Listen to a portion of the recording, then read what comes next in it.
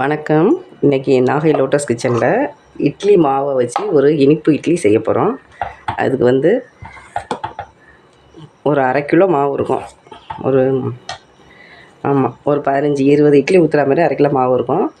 அதில் வந்து ஒரு 150 கிராம் மாவு ஜவ்வரிசி, சின்ன ஜவ்வரிசின்னு சொன்னால் கடையில் கிடைக்கும்.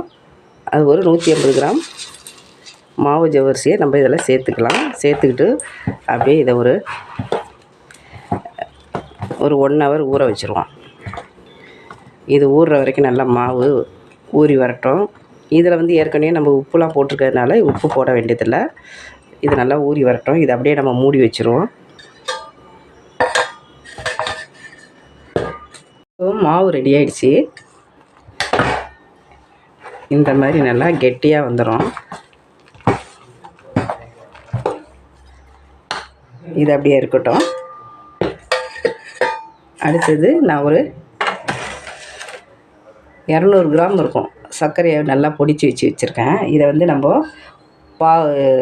பாவுக்கு வச்சுக்குவோம். ஆனால் பாவு பதம் தேவையில்லை. அதில் கல் மண் இருக்கிறதுனால அதை நம்ம காய்ச்சிற மாதிரி எடுத்து வச்சுக்கலாம். அதுக்கு ஒரு சின்ன சட்டி அடுப்பில் வச்சுருக்கேன்.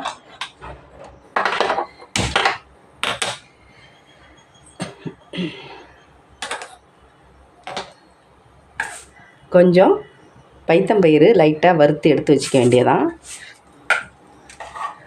ஒரு மூடி தேங்காய் துருவி வச்சுக்கணும்.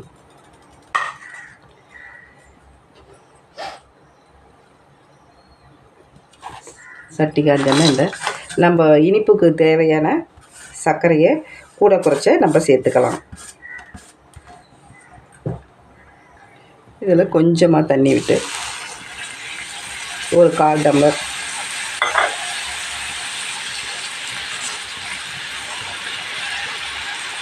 இதுக்கு வந்து பாகு பதம் தேவையில்லை. இந்த சர்க்கரை கரையிற அளவுக்கு நம்ம அந்த பாகு காய்ச்சி எடுத்துக்கிட்டோம்னா போதும். இந்த மாவு கூட நம்ம ஒரு 3-4 ஏலக்காவை பொடி பண்ணி சேர்த்துக்கணும்.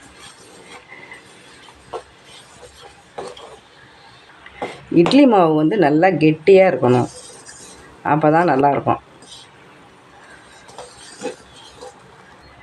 இப்போ சர்க்கரை எல்லாம் நல்லா கரைஞ்சிருச்சு. இப்போ இந்த மாவில் இதை நம்ம சேர்த்துக்கலாம்.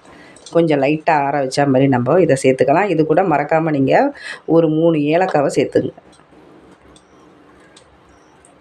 நான் இதில் சேர்த்துருக்கேன், ஆனால் உங்கள்கிட்ட இதை காட்டலை. நீங்கள் சேர்த்துக்குங்க. இது சர்க்கரை பாவு கொஞ்சம் ஆறி வரட்டும். ரொம்ப கொதிக்க ஊற்றக்கூடாது. நல்லா ஆறின பிறகு நம்ம இந்த இட்லி மாவோடு நம்ம சேர்த்து கலந்துக்கலாம். இப்போது ஓரளவுக்கு ஆறிடுச்சு. நம்ம இந்த மாவோட இதை நம்ம சேர்த்துக்கலாம். இதையும் நம்ம லைட்டாக வடிகட்டின மாதிரி சேர்த்துக்கிட்டா ரொம்ப நல்லது.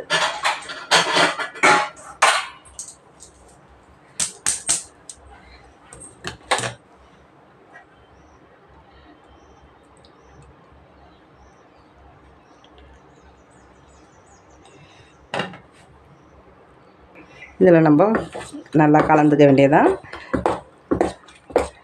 கலந்துக்கிட்டு இதில் கொஞ்சம் ஓரளவுக்கு ஒரு கைப்பிடி அளவு தேங்காவையும் இதில் நம்ம சேர்த்துக்கலாம்.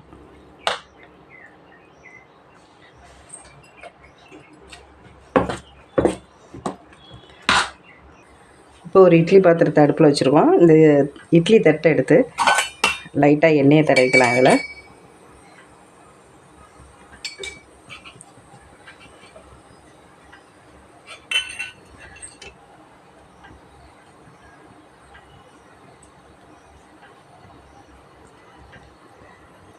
மாவு வந்து இவ்வளோ இது கெட்டியாக செஞ்சுமே தண்ணி ஆகிடுச்சு. இருந்தாலுமே நீங்கள் பண்ணும்போது மாவு நல்லா கெட்டியாக வச்சுக்கிறது தான் நல்லது. இப்போ இதில் ஒவ்வொரு இதாக இதில் நம்ம சேர்த்துடலாம். சேர்த்துட்டு இந்த பைத்தம் பருப்பையும் இது மேலே நம்ம லைட்டாக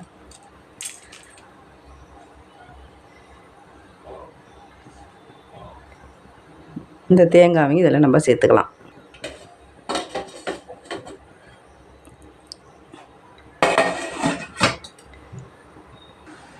இப்போது ரெடி ஆகிடுச்சான்னு பார்ப்போம்.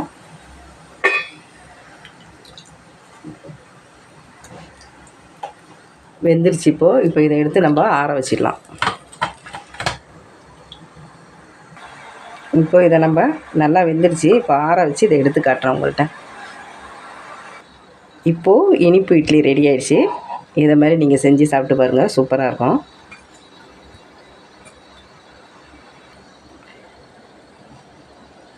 நல்லா சாஃப்டாக நல்லாயிருக்கும் சாப்பிட்றதுக்கு. இந்த வீடியோ உங்களுக்கு பிடிச்சிருந்துச்சின்னா லைக் பண்ணுங்கள், ஷேர் பண்ணுங்கள், கமெண்ட் பண்ணுங்கள். மறக்காமல் சப்ஸ்கிரைப் பண்ணுங்கள். நன்றி, வணக்கம்.